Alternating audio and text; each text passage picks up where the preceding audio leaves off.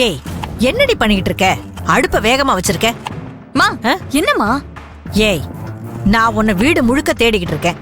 நீ என்னடானா இங்க உட்காந்து காய் வெட்டிக்கிட்டு இருக்கற? மா என்னம்மா விஷயம்? காலங்கத்தால கிச்சனுக்குள்ள உட்காந்து சமைக்காம வேற எங்க இருப்பாங்க? இப்படி நீ அல்லோல கல்லோல படுறதுக்கா நான் உன்னை கஷ்டப்பட்டு வளர்த்தேன்? நாம செய்ய வேண்டிய வேலை எவ்வளவோ இருக்குடி. நீ என்னடானா இங்க உட்காந்து டைம் வேஸ்ட் பண்ணிட்டு இருக்க? மா என்ன சொல்ல வர?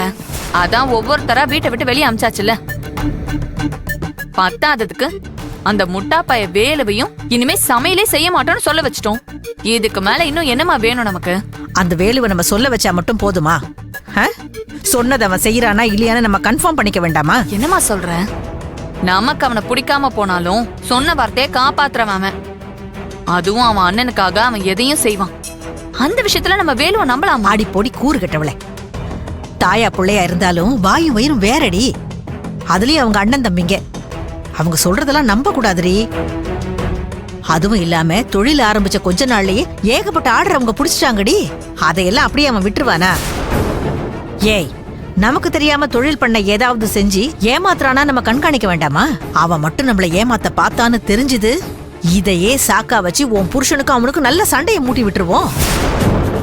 இவ்ளோ வேலை இருக்கு. இதையெல்லாம் வயசான காலத்துல நான் மண்டையை போட்டு குழப்பிக்கிட்டு இருக்கிறேன். நீ என்னடா இங்க அடுப்படியில உட்காந்துக்கிட்டு புருஷனுக்கு சமைக்கிறேன் காய்கறி வெட்டுறேன்னு சொல்லிக்கிட்டு. மா நீ கோவப்பட்டாலும் அதுல ஒரு நியாயம் இருக்கு. சரி, இப்ப நம்ம என்ன பண்ணணுங்கிற? அப்படி கேளு. மொத வேலையா அந்த வேலு பையன் என்ன பண்றான்னு நம்ம பார்க்கணும். அவன் இனிமே சமையல் கான்ட்ராக்டே பிடிக்க கூடாது. அவனை நாம பிடிக்கவும் விட்டுறக்கூடாது. அந்த விஷயத்துல நாம கவனமா இருக்கணும். அதனால நாம அவன் ஹோட்டலுக்கு போய் அவன் கடை திறந்திருக்கானா இல்லையான்னு பார்க்கணும். நீ சொல்றதும் சரிதாம்மா. நம்மள மீறி பெருசா வியாபாரம் பண்ணி ஓஹோன்னு இருந்தாங்கல்ல, இனி அந்த வாழ்க்கைய நம்ம வாழ விடக்கூடாது. ஒருவேளை அவன் அண்ணனுக்கு செஞ்ச சத்தியத்தை காப்பாத்துறன்னு வச்சுக்கோ, அப்படியே நம்ம உள்ள புகுந்து அவனோட சாப்பாடு ஆர்டர் எல்லாத்தையுமே நம்ம கைப்பற்றணும். அதுக்கு முதல்ல அவனோட ஸ்டேட்டஸ் என்ன நம்ம போய் பார்க்கணும். வா போலாம்.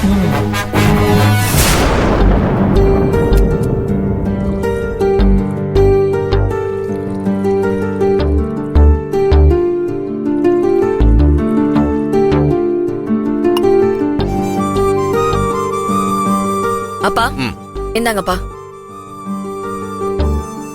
பூஜா இதோ வர நீ. காஃபி போட்டு வச்சிருக்கேன், நீயும் போய் குடி. இல்ல நீ, எனக்கு இப்ப வேண்டாம், நான் அப்புறமா குடிச்சுக்கிறேன். செல்வி, மாப்பிள்ளை எங்க காலையில இருந்து ஆளைய காணோம். ஹோட்டலுக்கு போயிட்டாரா? ஆமாப்பா, இன்னைக்கு டெலிவரி எல்லாமே முடிக்கிறதுக்காக போயிருக்காரு. ஏமா, நாங்க சொன்னதை நீயும் மாப்பிள்ளை யோசிச்சு பாத்தீங்களா? அப்பா, இதெல்லாம் ஏற்கனவே முடிவெடுத்தாச்சு. திரும்ப நம்ம இதை பேசி எதுவும் ஆக போறது இல்ல. இனிமே நம்ம ஆக வேண்டியதை பத்தி மட்டும் பேசுவோம். மா, நீ காய்கறி எல்லாம் கட் பண்ணிட்டானா குடுமா.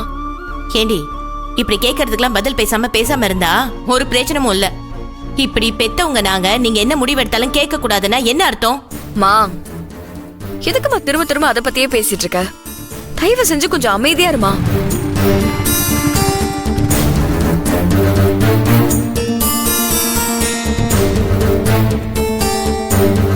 வேலு, டெலிவரி எல்லாமே முடிச்சிட்டீங்களா? ஆமாங்க, இன்னைக்கு கொடுக்க வேண்டியவங்க எல்லாத்துக்கும் நானே என் கையால போய் டெலிவரி கொடுத்துட்டு வந்துட்டேன். பூஜா, கொஞ்சம் தண்ணி கொடுமா. இதை எடுத்துட்டு வரேன்.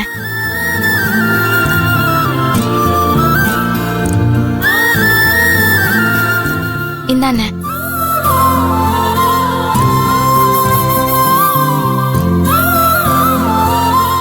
வேலு, எல்லார்கிட்டயும் விஷயத்த சொல்லிட்டீங்களா? ஆமாங்க, கான்ட்ராக்ட் கொடுத்த எல்லாத்துக்குமே நேரடியா பேசி கான்ட்ராக்ட்லாம் க்ளோஸ் பண்ண சொல்லிட்டேன். இன்னைக்கு தான் நம்மளோட கடைசி நாள் டெலிவரி. அதையும் எந்த குறையும் இல்லாம நல்லபடியா முடிச்சிட்டேன்.